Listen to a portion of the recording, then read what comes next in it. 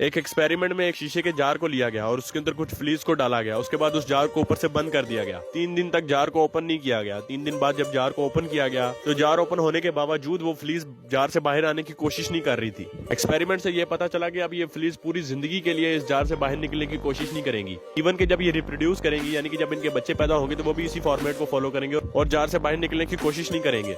हम middle class और गरीब लोगों को भी इसी तरह के एक जार के अंदर बंद किया गया है और इसके ऊपर का ये जो ढक्कन है, ये गवर्नमेंट है, एम्प्लॉयमेंट ट्रैप्स और एजुकेशनल ट्रैप्स है, जिनके थ्रू हमें ब्रेन वॉश किया जाता है। हालांकि हमारे पास अब बहुत ज्यादा अपॉर्चुनिटीज है, यानी कि ये जार का ऊपर का ढक्कन अभी ओपन है, हम लोग इससे बाहर निकल सकते हैं, लेकिन हमारे माइंडसेट को प्रोग्राम किया गया है कि हम इससे ऊपर जा नहीं सकते हैं, इससे ऊपर हमें जाने की जरूरत नहीं है। यही सारा सिस्टम, यही सारी प्रोग्रामिंग जो है वो मैट्रिक्स कहलाती है।